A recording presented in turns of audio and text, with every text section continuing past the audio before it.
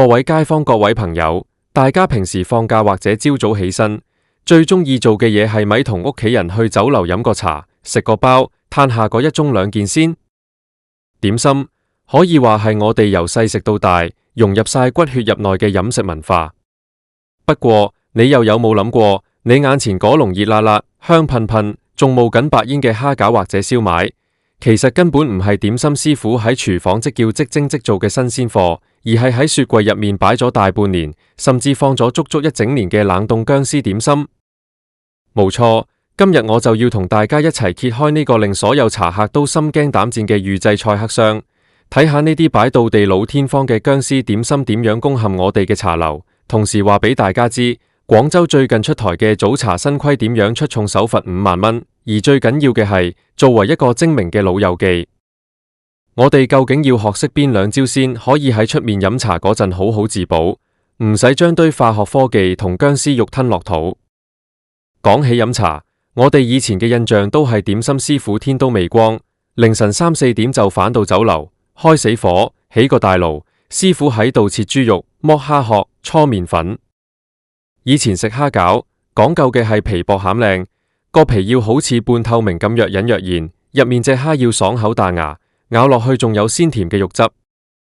但係今時今日，大家有冇發覺，好多時入到酒樓，嗌完個點心，唔使5分鐘，服務員就已經成棟點心捧到上嚟，仲快過你平時去食快餐。你再仔細食下，會發現好奇怪。點解間酒樓嘅燒賣味道好似一模一樣嘅？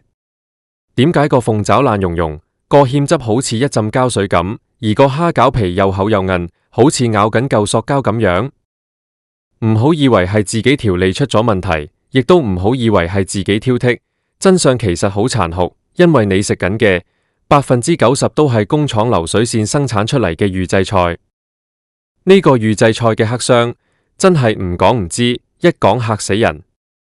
依家好多連鎖酒樓或者普通茶居，為咗慳成本、慳人工、追求效率，已經一早將點心部嘅師傅炒晒。佢哋點做生意？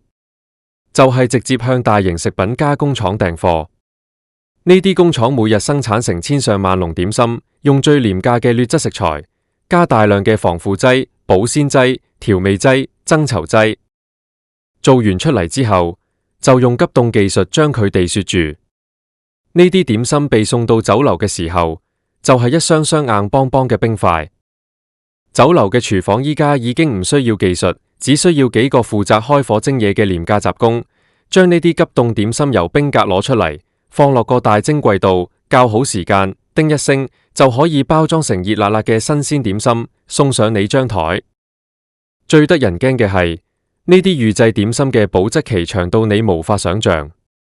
平時我哋自己喺屋企包餃子，放喺雪櫃冰格1、2個月都已經覺得極限啦。但係呢啲商用嘅預製點心，因為加咗高科技嘅抗凍劑同化學配方，存放喺攝氏零下18度嘅冷凍庫入面，放夠一整年，即係12個月，甚至放夠365日，佢個樣都依然可以保持得好新淨，完全唔會變色，亦都唔會發霉。呢啲擺咗足足一整年嘅嘢，就係俗稱嘅薑絲點心。當你以為自己係去享受生活，嘆緊精緻粵式點心嘅時候，其實你只係幫人哋清理緊1年前嘅庫存垃圾。你想下，一嚿豬肉或者一隻蝦擺咗一整年，入面仲有乜嘢營養？除咗滿滿嘅化學防腐劑同高鈉、高脂肪，剩低嘅就只有對身體嘅傷害。好彩，呢種預製菜黑箱亂象，終於引起咗官方嘅注意。最近，作為粵港澳大灣區核心城市，亦都係早茶文化發源地之一嘅廣州，就正式出台咗一條早茶新規。呢條新規擺明車馬，就係要整頓呢啲欺騙消費者嘅行為。新規入面明確規定，所有提供早茶點心嘅餐飲企業、酒樓茶居，必須要對消費者履行知情權。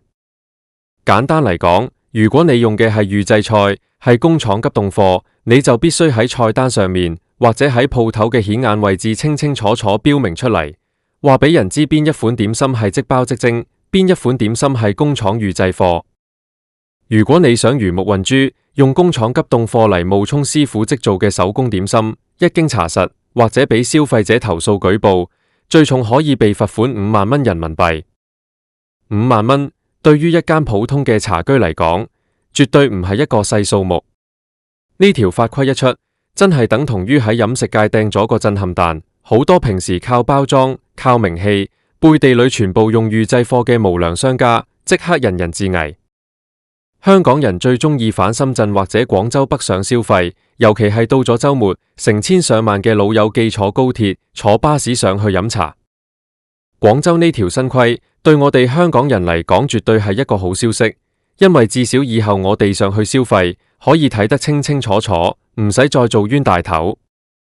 但係雖然法例係咁規定，5萬蚊嘅罰款亦都擺咗喺度，但係大家都知上有政策，下有對策。好多無良嘅鋪頭依然會同你玩文字遊戲，或者將個標籤印到細一細，擺喺個好隱蔽嘅角落頭，甚至直情博你唔知，博你唔查，繼續偷偷摸摸賣佢哋嘅僵屍點心。畢竟用預製菜嘅利潤實在係太高啦。如果用人工請個點心大師傅，一個月人工隨時要成萬幾2萬蚊，仲要請幾個幫手，每日買新鮮食材，呢度全部都係成本。而用預製菜呢？一籠工廠燒賣嘅成本可能只要1、2蚊，賣俾你就要20幾30蚊，中間嘅利潤高達10幾倍。喺咁龐大嘅利益誘惑面前，總會有人鋌而走險。所以，作為一個精明嘅老友記，我哋絕對唔可以將自己嘅健康同條理完全交託俾商家嘅良心。我哋必須要主動出擊，自己學識點樣去分辨。今日我就要教大家2招非常實用，行內人絕對唔會主動話你知嘅自保方法。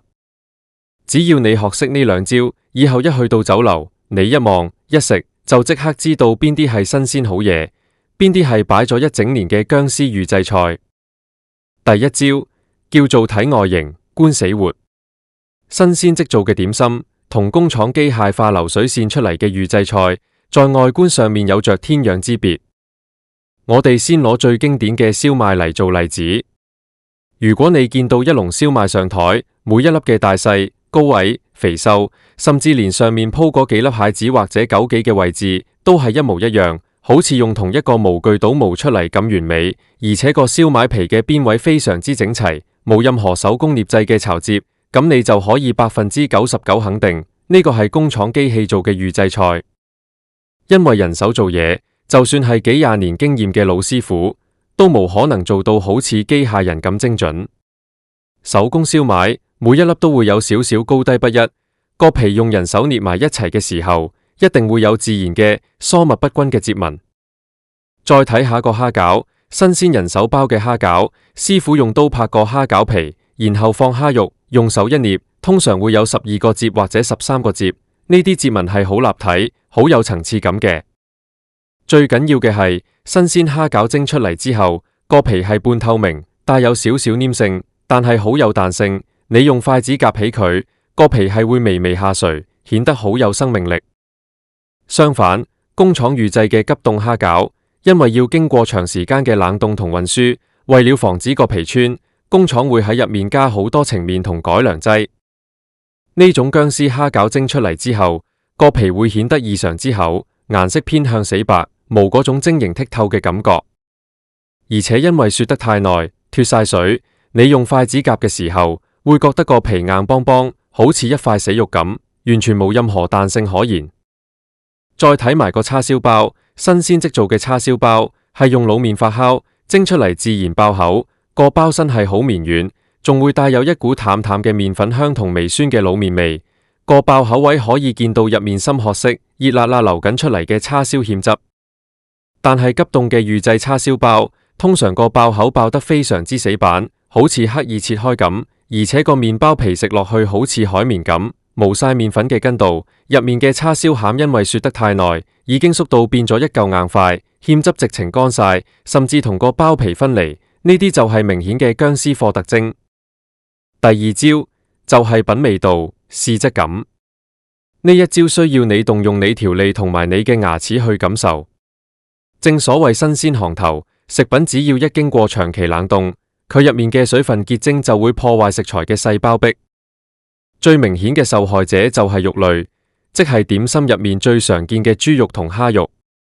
新鮮豬肉做嘅燒賣或者牛肉球，你咬落去嘅時候係會感覺到肉質本身嘅纖維，係有一種自然嘅彈牙同嚼勁，而且入面會有自然嘅肉汁滲出嚟，味道係鮮甜嘅。但係預製嘅薑絲點心，因為肉質一早已經喺一整年嘅雪藏過程中死晒，為了製造出爽口嘅假象，工廠喺加工嘅時候會加入大量嘅硼砂、複合磷酸鹽同埋食粉去醃製。結果係點？你咬落去嘅牛肉球或者燒賣會覺得好奇怪，佢好似好爽口，但係呢種爽口係一種好假，好似食緊啫喱或者軟膠咁樣嘅死爽。你完全食唔到肉類應該有嘅一絲絲纖維感，成嚿肉好似變咗做一團粉咁，無晒肉味。商家為咗掩蓋呢種無肉味嘅尷尬，就會落好多雞粉、味精、五香粉或者好重手嘅砂糖去調味。所以如果你食完一粒燒賣或者一啖牛肉球，覺得成個口都好乾、好口渴，而且紫味道好濃烈，但係又食唔到豬肉本身嘅鮮味，咁你就要小心，呢個絕對係化學高科技預製菜。再講下鳳爪同排骨，呢兩樣嘢係大熱門點心。新鮮排骨蒸出嚟，顏色係帶點自然的粉紅或者灰白，肉質係黐骨嘅，咬落去有肉香。而預製嘅急凍排骨，通常會用化學藥水飄到死白死白咁，食落去無骨髓嘅香味，肉質霉爛。鳳爪就更加唔使講，工廠做嘅預製鳳爪，因為要存放一整年，通常會炸得好耐，然後用重口味嘅柱侯醬、辣椒同大量嘅生粉芡去包裹。你食落去會發現個皮雖然爛溶溶，好似好腍，但係其實無晒雞皮應有嘅膠質。個芡質放涼少少就變成一塊硬膏，呢啲全部都係預製菜嘅鐵證。學識咗呢兩招，大家以後去飲茶就可以好似個金睛火眼嘅專家咁，一望一品就知有冇中招。其實講到尾，預製菜本身喺現代物流同飲食業入面有佢存在嘅空間，例如一啲快餐店或者外賣店，追求快、追求平，消費者心知肚明，都算係一個願打一個願挨。但係早茶點心唔同，早茶對我哋老友記，對廣大消費者嚟講，唔單止係填飽個肚咁簡單，佢係一種社交，係一種生活態度，係一家人開開心心凝聚埋一齊嘅寶貴時光。我哋願意付出比較貴嘅價錢，坐喺酒樓一兩個鐘，茶位費幾十蚊，點心一件又幾十蚊。我哋買嘅係點心師傅嘅手工藝，買嘅係新鮮出爐嘅熱度，買嘅係傳統文化嘅承傳。如果商家用預製菜、薑絲點心嚟欺騙我哋，用最低廉嘅成本賺取最高嘅利潤，而將健康風險留俾消費者，呢種行為就係誠信破產，係絕對不能夠接受嘅。